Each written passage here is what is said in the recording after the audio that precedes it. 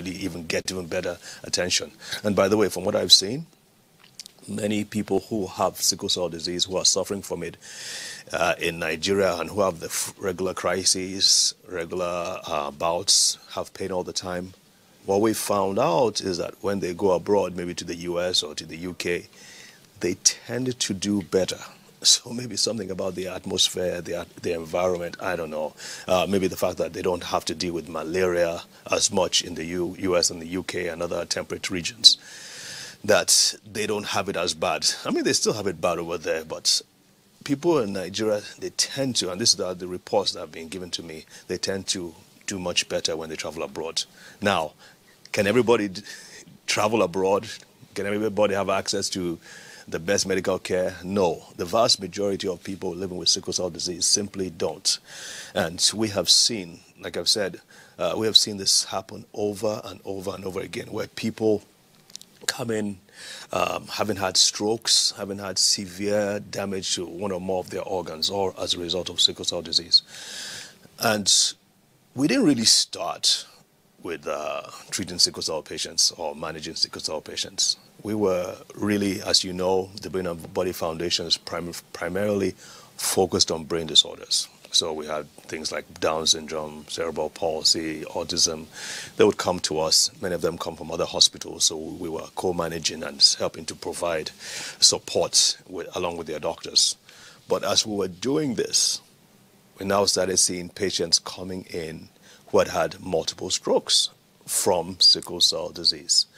And that was when all the things that I had seen and heard in the last 25 or 30 years ago came flooding back in, and it's like, wow, you mean this is still a problem? And we started to address the brain disorders, the strokes that these children were having, but we decided to go further than that. We decided to do a deep dive into sickle cell disease itself in Africa, in Nigeria. What are the things that trigger the crisis? What are the things that can help boost and strengthen these kids so that they don't have as many crises as they usually do? And I have to say that what we found out was really, really revealing. And in the next few segments, we'll go a little bit more into detail about some of these things. But we want to let you have a clear conception of sickle cell disease and what causes it, but more importantly, what you can do if you're a parent, you're a child, a caregiver, what you can do to really address this. Now, before we go into the next segment, I'm going to read out a few stats to you. 2 to 4 million sufferers, depending on who you ask. Some people say 2 million, some people say up to, it can be as many as 4 million people who are suffering with sickle cell disease. That's a lot, especially if you compare with the fact that we have fewer than 150 or so hematologists. And these are the people who are the specialists who are focused and trained to deal with sickle cell disease. So that's huge disparity. Obviously, more people, other parts of the healthcare professional, family doctors, general practitioners, have to be involved in this. 75% of all sufferers live in sub-Saharan Africa. 20% of all sufferers, I think it's more than that, but 20% of all sufferers are in Nigeria alone.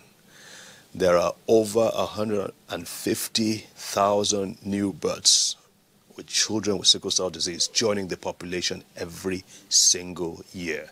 That's more than the entire number of sickle cell patients in the US alone. Now, here's a problem. 100,000 children die every single year from sickle cell disease. 50%, and this is tragic, 50% die before the age of 10 years. 50%. And I'm not sure these numbers have changed much in the last 10, 20 years. Sure, we've been able to develop better ways to recognize a sickle cell crisis, help to manage a sickle cell crisis. But in my opinion, sickle cell disease is not just about having a crisis. It's about the quality of life between crises. And so we need to take a closer look at those things, what to do to improve the quality of life, one quick thought comes to mind is that most kids, 50% of all boys with sickle cell disease are infertile. Their sperms just don't work. They are not able to have an erection, whatever. So we want to improve the quality of life so these kids can have a normal development, normal growth, normal upbringing. We'll be right back after this short break.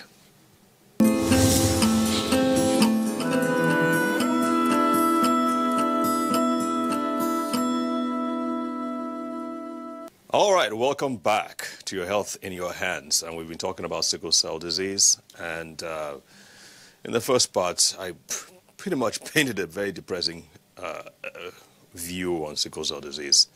I think we need to have a better understanding, like I said before, of the problem.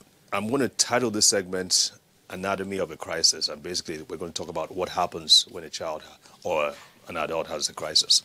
So basically, it all starts with the cells. Really, it starts with the genes. So there's a problem in the genes that makes a cell, the red blood cell, more susceptible to what we call sickling. So this is a normal cell. When they're produced, most red blood cells are normal, even in sickle cell diseases. In sickle cell disease, the problem is that under certain conditions, some of them might be dehydration, infection, emotional stress, pain. Under certain conditions, pressure is placed upon this cell, making it morph into what is known as a sickle cell, and hence the name sickle cell disease. Here's the problem. These cells, these healthy cells, can last up to 120 days. These sickle cells last about 20 days or even less if you're unlucky. Now, the other problem is that these sickle cells are harder and more brittle, and as you can see, they have a sharper shape. The normal cells are round and pliable, and they can move through blood vessels very, very easily. These cells are the ones that carry oxygen and some other things that the body needs.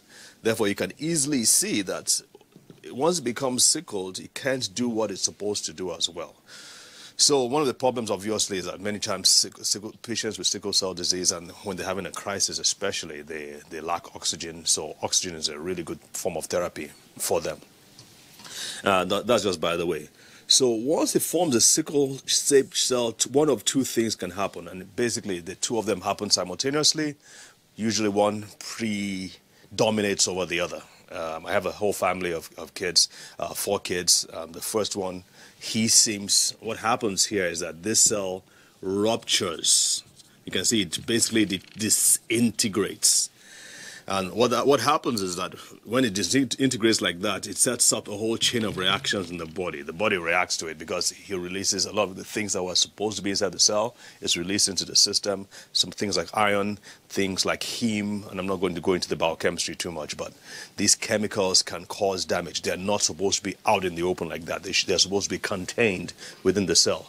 But when things, like I mentioned, when there's pressure, the cells can explode and cause all kinds of problems. The PCV of the child drops. That's why they need blood transfusions. And a lot of different things can happen, especially over a long period of time. So it's not a good thing. The other thing that can happen to the sickle cell is that it can actually block. So this is an artery or blood vessel. Blood is supposed to flow freely into the heart, the lungs, the bones, the skin, the tissues, and all those things. But what happens is that this cell, this sickle cell, can block these areas.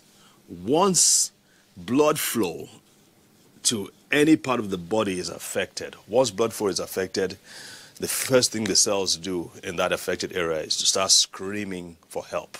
We need oxygen, we need nutrients, we need glucose, we need this, we need that. And the way they scream is that they send out chemical signals. These chemical signals, in most cases, cause a lot of pain. That's why you have in children, you have the swelling of the bone, swelling of the joints. You see them crying off in pain.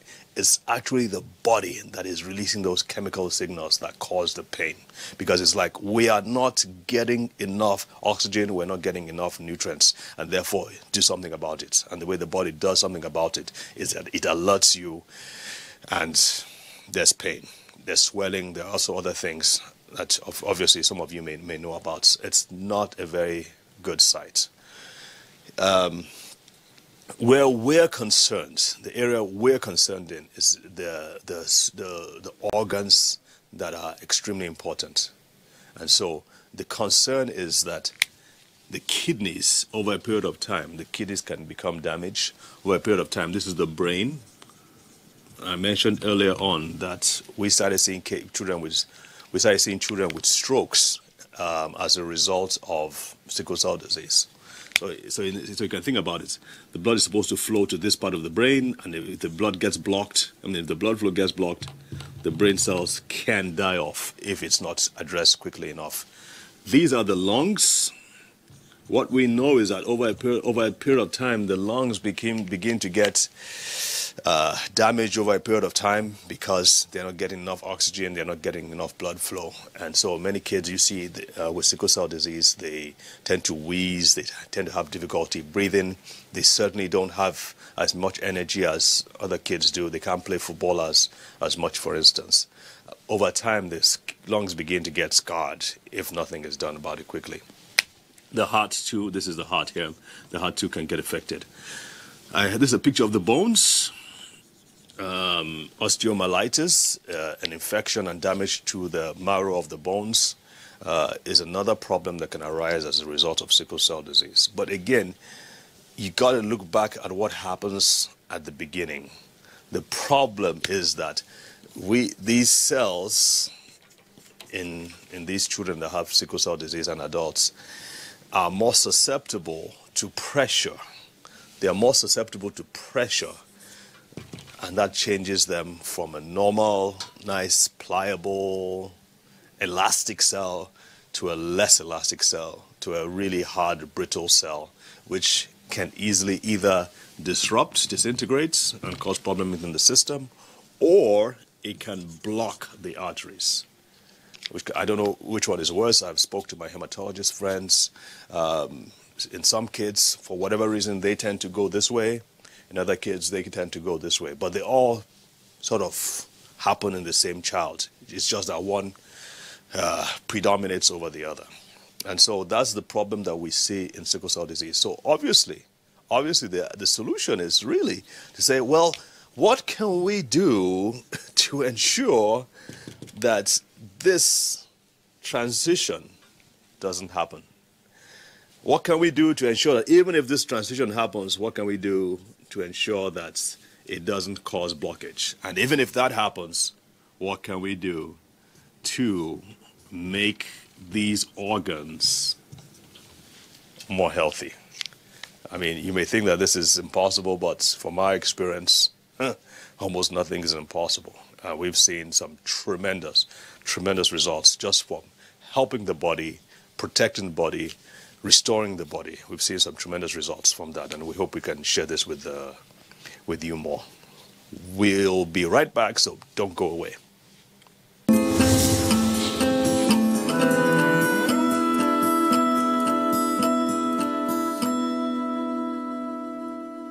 Welcome back. All right, so you have an idea of what happens when there's a crisis, an anatomy of a crisis, and some of the complications that could result as a result come from sickle cell causing damage to the rest of the body.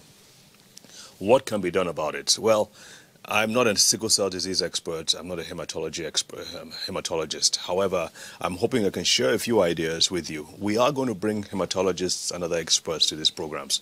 But before then, we'll share a few ideas with you on how we think this problem can be managed. First of all, I think this is a national emergency. I think there should be more involvement of everyone, government, private organizations, in dealing with this problem. There should be more enlightenment. People need to know about sickle cell disease. Doctors, not just hematologists, need to be able to know how to handle a crisis. Not just doctors now, but nurses and other healthcare providers.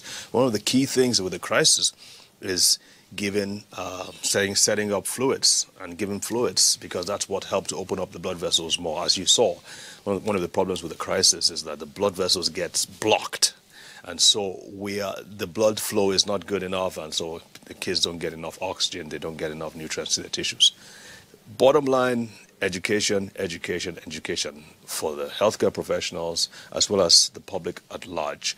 I think also they should make it easier and cheaper to do genotype tests. Now, genotype tests basically tell you whether or not you as a parent are at risk of having a child with sickle cell disease prior to marriage, so that you can know whether or not this is the right fit. And of course, some people, even though they know and they find out that there's a risk, they still go ahead and do it. And sometimes they're lucky, other times they are not. The other problem with genotype testing is that it's not always accurate. If I've heard it one time, I've heard it 1,000 times. That the parents, they did the genotype test, they were both AA, they were okay, and all of a sudden they have a child, and after 2 years, the child is having crisis. And they're like, what happened? They go back to another testing center lab, and then they find out that they were both AS. So how did that happen? AA to AS? It must have meant that there must have been an error in the reading in the prior testing that they did. So there's no foolproof guarantee, but at the same time, genotype testing should be made possibly cheaper and more affordable and more accessible around the nation. It shouldn't just be in the big cities like Abuja and Lagos. Now, so we've talked about two things: education, enlightenment, training, to making genotype testing available. So there are medications that have been made available. Hydroxyurea is one of them. Dascovite is another one. Of course, you have the routine medications like folic acid and antimalarials. Some people even give prophylactic antibiotics. I am not sure about that, because giving antibiotics over a long period of time has its own risks. We won't discuss that at this point. At the Brain and Body Foundation, where we work, we address these things slightly differently, because already these kids are being managed by their doctors. We're not taking away from that. But we say, well, what can be done to improve, to strengthen their bodies, to strengthen their systems, to strengthen their red blood cells, strengthen their white blood cells, so that they don't this build-up that we see over time of damage to the vital organs, the lungs, the hearts, the tissues, the brain, doesn't happen. What can be done to actually stop that build-up? What can be done to reverse that? There are about 4 things that we came up with, and we've been doing that regularly now for about 2 years, and we've had results that were shocking in my opinion. From simple things that we did, we found out that one of the things was that these kids have really, really low immunities. So think about it. We're in an environment where there's malaria, there's typhoid, there are these infections here and everywhere. Their bodies are burdened all the time by trying to fight these conditions. In addition, children with sickle cell disease, there are 3 things that make their immune systems even more depressed than the average child. So we said, well, what is it going to take to strengthen a child's immune system? And so we began to look, and we got some nutrients. These are all regular nutrients, but they're really concentrated nutrients. We call them nutraceuticals that help to boost and improve immune function. And simply doing that, for instance, has helped in, I would say, conservatively, about 80 to 90% of reduction in crises. In some cases, they just stop the crisis entirely. There are things you can do also to help in terms of kids. Many times with sickle cell disease, they have more what is known as free radical damage or oxidative damage, which basically it means that whenever there's a damage to the cells, whenever the cells rupture, they release these chemicals that cause oxidative stress, free radical damage. These chemicals just damage the lining of the blood vessels. You've probably heard us talk about damaged lesions to the lining of the blood vessels. So all kinds of things are going on, toxins especially, that are being released in these children with sickle cell disease. If you can address that, bring or neutralize or remove those toxins, those free radicals, we'll see that these kids tend to feel better, they feel stronger, they have less likelihood of having these crises. Another thing we see is inflammation.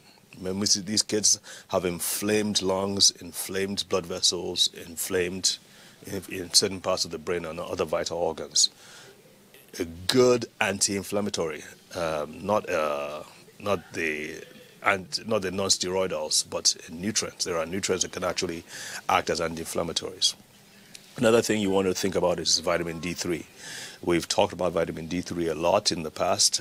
We black people are deficient in vitamin D3. Vitamin D3 helps to boost the immune system, but it's also good for the brain and the heart and the rest of the body as well. And think about this. We black people are already deficient in vitamin D3. Sickle cell patients are more so. So we need a lot more. These kids need a lot more of vitamin D3.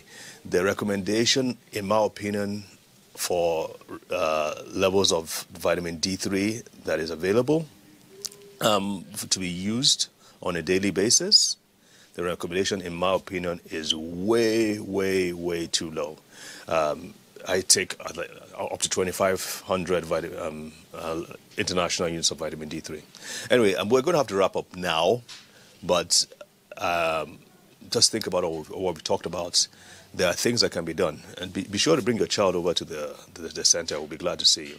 But if you have any questions, please go on our social media platforms, ask your questions, and we will be sure to get back with you. Thank you again. I'm Dr. David Ajibade, and this is Your Health in Your Hands.